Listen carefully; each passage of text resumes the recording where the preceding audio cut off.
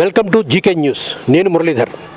రాజకీయాల్లోని వాళ్ళు బళ్ళవుతాయి, బళ్ళు వాళ్ళవుతాయి అన్న సామెతకు అచ్చుగుద్దినట్లు సరిపోయే వ్యక్తి మాగంటి బాబు. ఈయన 4 సార్లు పార్లమెంటు సభ్యులుగా ఏలూరు పార్లమెంటు నియోజకవర్గంలో పోటీ చేశారు. 2 సార్లు ఎంపీగా పనిచేశారు. మొదటిసారిగా ఎమ్మెల్యేగా పనిచేసి మంత్రి కూడా అయ్యారు. అటువంటి రాజకీయ చరిత్ర ఉన్న మాగంటి బాబుకు పార్టీ ఈనాడు పూర్తి స్థాయిలో అన్యాయం చేసిందని చెప్పేసి పార్టీ వర్గాల్లోనూ ఇక్కడ తన అభిమానుల్లో కూడా ప్రజల్లో కూడా ఒక చర్చ అయితే సాగుతుంది. చోటా మోటా నాయకులకైతే పార్టీ పదవులు కట్టుబెట్టారు. ఇంత రాజకీయ చరిత్ర ఉన్న మాగంటి బాబుకు ఎటువంటి పదవి ఇవ్వకపోవడం చాలా బాధాకరంగా చెప్పుకోవచ్చు.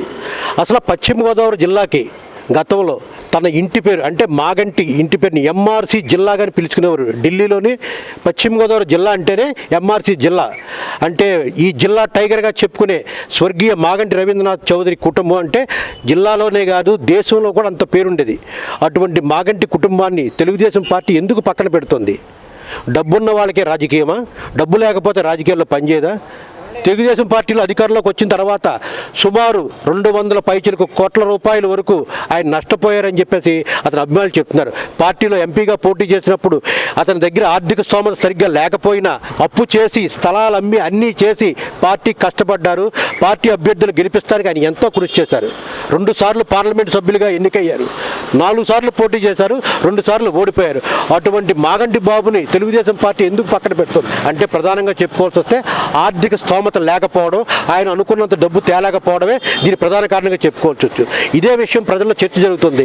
ఇటీవల తెలుగుదేశం పార్టీ సంస్థాగత నియామకాలు జరిగినాయి. అంటే పార్టీలోని బాగా పనిచేసిన వాళ్ళకి పార్టీ పదవులు అన్నీ కట్టబెట్టారు. మాగంటి కుటుంబాన్ని ఎందుకు పక్కన పెట్టారు? నామినేటెడ్ పదవులు లేవు, ఒక టిక్కెట్టు లేదు, కనీసం పార్టీ పదవి కూడా ఇవ్వకపోతే ఏంటని చెప్పేసి ఇక్కడ ప్రజలు ప్రశ్నిస్తున్నారు.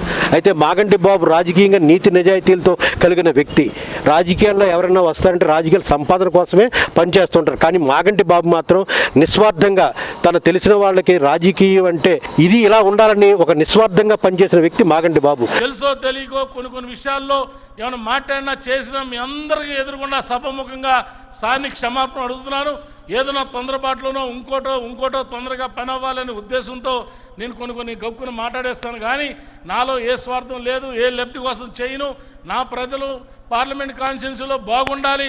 పోలవరం ప్రాజెక్టు మీ హయాంలోనే చెయ్యాలి. గత 70 సంవత్సరాల నుంచి పోలవరం శంకుస్థాపనకు పరిమితమైంది. కానీ ఇవాళ చంద్రబాబు నాయుడు గారు అధికారంలోకి రాగానే దాదాపు 58% వీళ్ళు పూర్తి చేయగలుగుతున్నాం. అటువంటి మాగంటి బాబుకి ఈ రోజున పార్టీ చాలా అన్యాయం చేసిందని చెప్పుకోవచ్చు. నామినేటెడ్ పదవి వస్తుందని చెప్పారు, అది దక్కల. గత ఎన్నికల్లో అయితే ఎంపీ సీటు కోసం వేరే ప్రయత్నం చేశారు. పార్టీ అభ్యర్థుల కోసం ఎంతో శ్రమించారు, ఎంతో చేశారు. అప్పుడు కొత్త అభ్యర్థిని తీసుకొచ్చి ఇక్కడ నించోబెట్టారు. అయినా ఆయన బాధపడలేదు.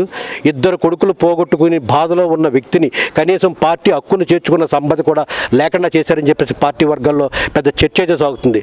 అయితే ఇప్పటికైనా పార్టీ పెద్దలు గుర్తించి మాగంటి బాబుకు సముచితమైన గౌరవం ఇచ్చి పార్టీలో మంచి పదవి కానీ లేకపోతే ఒక నామినేటెడ్ పదవి కానీ ఇవ్వాలని చెప్పేసి ఇక్కడ ప్రజలు అతని అభిమానులు కోరుకుంటున్నారు.